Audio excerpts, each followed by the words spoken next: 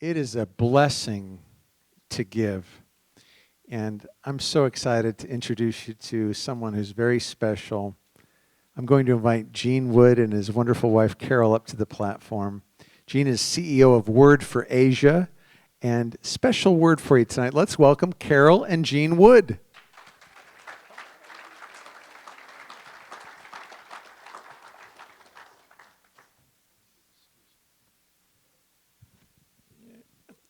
We were appreciative when the committee invited us to speak with you about this particular topic.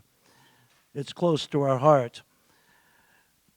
The blessings of financial generosity. And we're going to mention three of them this evening. But before I do so, let me set the context. For 30 years, I was in nonprofit Christian leadership. Now, simply put, all that means is that I was paid for being good, and the rest of you are good for nothing. But however, there was a major shift. About 11 years ago, we moved from the nonprofit arena, and I became a consultant. A business consultant. And but that's a radical change. What do you do when you wake up one day and you're making more money, or you're able to give more money than you ever dreamed of making? Now, it's a nice problem, but it raises questions when it comes to giving. We've always been faithful in our giving, and for many decades, I taught the principles of stewardship. So the biblical landscape was familiar to us. We were familiar with the discussion of a reverse tithe. You give 90%, you live off of 10. But that didn't seem quite right for us, and primarily for expositional reasons. And so our solution was simply to say, God, we're going to live off of this amount of money. And whatever else comes in, it's yours. That became our guiding, pivotal decision. Basically, the principle was taken from a couple that had 3 or 4 sons, and they named them Eenie, Meenie, Miney, and Jack. And of course, the obvious question was, why Jack? Their answer? We didn't need no mo. We didn't want no mo. And basically, that was our decision. That's us. That's us. We didn't want any more. The figure that is commonly referred to, this figure is commonly referred to as net worth, which is kind of a silly label because it absolutely has nothing to do with our finances. But any income level above what we set, we decided was going to be God's. That was a big decision. We're going to do our giving while we're living so that we're going to be knowing where it's going. Big decision, huh? I got one more. You got one more.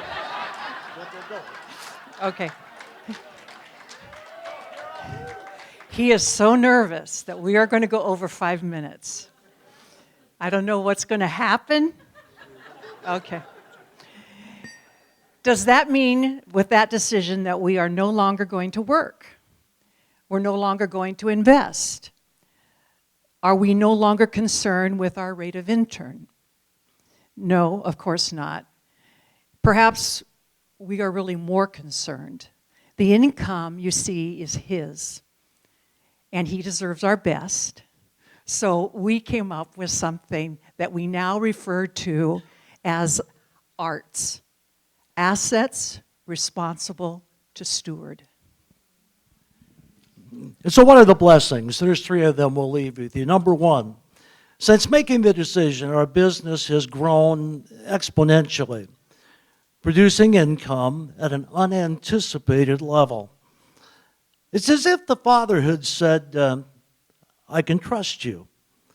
If you're willing to be a conduit and not a septic tank, now let me show you what I can do. In a unique way, we now have a partnership with our Father. Number two, we now see a healthier relationship with our children. We have 3 kids. They all love the Lord. They're involved in their churches and in ministry. But we began to ask, why give our children money if we do not show them what to do with money? This topic of stewardship has become a common one when we gather together.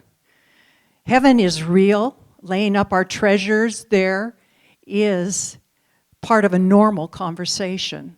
And we're finding that our children really don't resent our giving, but they actually are participating in it. We started asking each of our grandchildren, we have 7, to consider a set sum of dollars each year and send us a letter as to why they chose that particular ministry to invest in. The giving goes in their names to that ministry they chose out of our donor advice fund.